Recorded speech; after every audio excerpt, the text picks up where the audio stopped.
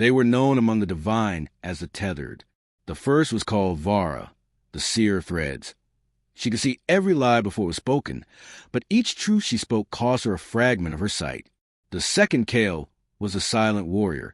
His blade carried no edge, yet cut through will and dream alike. The third, Astra, the dreamwright. She could walk to the minds of gods and mortals, weaving illusions so perfect even Loki could believe them. Odin met them in the hollow heart of Yggdrasil, where the roots drank from eternity. He spoke not in voice, but in memory. Loki's laughter has found flesh again. The mask he birthed has no face. Find it before it finds you. They descended through the worlds, through the ice, the fire, and the twilight between. Each realm carried Loki's echo, mirrors that wept blood, shadows that laughed in sunlight, beasts wearing human voices. And always that whisper, the mask remembers. They found Loki where no god dared tread, in a reflection that had no source. He appeared not as flame or man, but as 1,000 faces folding into one. He smiled. You've come to cage a mirror. Vara's eyes burned white. Kael's shadow drew a sword of silence. Astra closed her eyes and entered his dream, but found nothing. Loki had no dream. He was a dream, so they did not fight him. They deceived him, using his own hunger.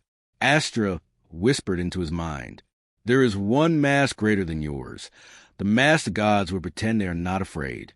For the first time, Loki hesitated, and in that breath of doubt, Vara's voice cut through the void. Now, Kael's blade fell, not upon flesh, but upon reflection. Loki's laughter shattered into smoke, and from that smoke, the mask emerged, a living vessel of his chaos. It screamed like a storm, its eyes burning with every soul it would ever consume. Odin appeared once more, his ravens circling.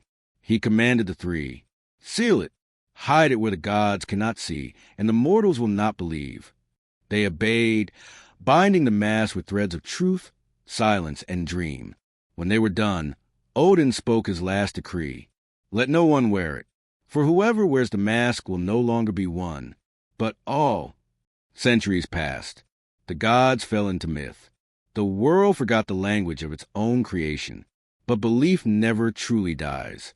It only changes its face. Somewhere in the heart of the modern world, beneath steel and sky, the mask began to stir. The seal had cracked, and humanity, desperate for meaning, desperate for power, began to hear the same whisper that once lured Loki. Where me, become more than human, become every dream you ever feared. Each century, a new face found it. A king, a madman, a lover, a liar. Each became a vessel of the same laughter. And somewhere, deep in the void where gods no longer walk, Odin watched, not as a god, but as a witness. Because the mask was no longer Loki's. It was humanity's.